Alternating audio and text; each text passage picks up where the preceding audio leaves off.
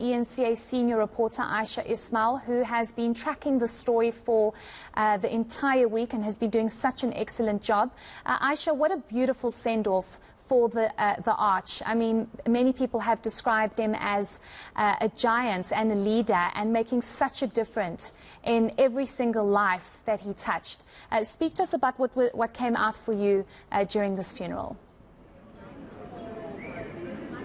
Heidi, it was, as you say, a beautiful yet simple and honest funeral, and that it just encompasses everything that Archbishop Desmond Tutu stood for. I mean, when we heard, retired Bishop Nuttall describing him as a prophet and a pastor and a prayer, and also President Ramaphosa describing him as a crusader for equality, justice and peace. And when I spoke to Dr. Mamphela Ramphele after the church service, she was saying to me that she was very pleased with the way everything went today. But she also added and said that she is confident that the Archbishop is not only happy and pleased, she believes he's chuckling. So let's listen to what she had to say after she left the church service earlier today. Absolute fitting send-off. He would have approved of the simplicity, but also the beautiful melody of the Milonji, and of course the perfect liturgy for an archbishop. So we couldn't have asked for more. God is good all the time, and we are all smiling. Retired Bishop Nuttall described Archbishop Desmond Tutu as a prophet, as a prayer, and as a pastor.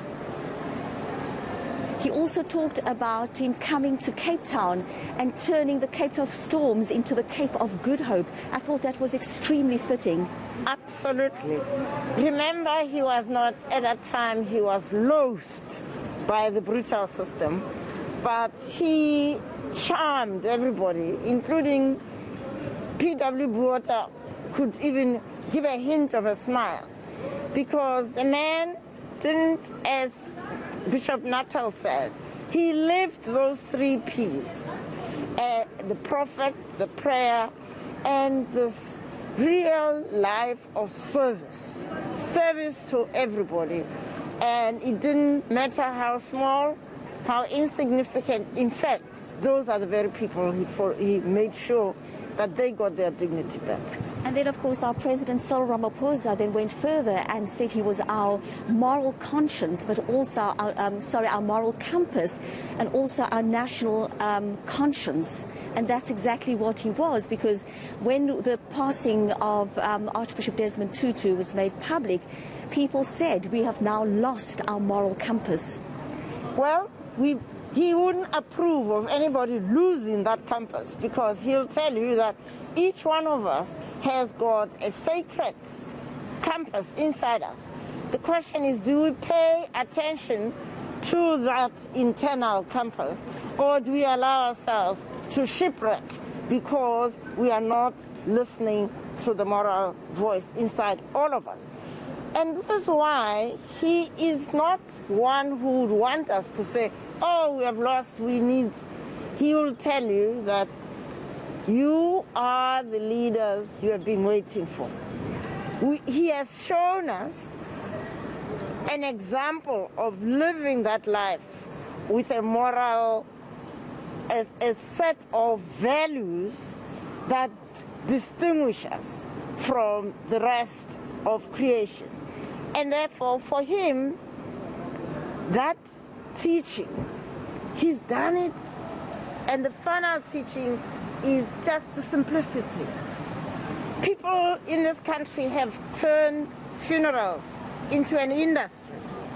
He is saying that is inappropriate, but he doesn't say it, he acts it. He made sure that his was a statement of humility. And so I'm praying and hoping that South Africans will close down the funeral industry as an opulent industry. It should be a service to help the departed along the way to their final resting place. But let's not turn it into a show of who can get the most glitzy casket, number of cars, etc. Archbishop Tutu has shown us the way. Let's follow him. Do you think he's happy and smiling? Very much. He's actually chuckling and saying, look at them. Yes. And he would be saying, oh, my dear Leah, oh, my dear, you know. But he knows that Mama Leah is left in the hands of God, and we will do all we can to support her. Doctor, just before you go, what happens now? We saw the entourage leaving here. We saw the hearse being taken away. What happens now?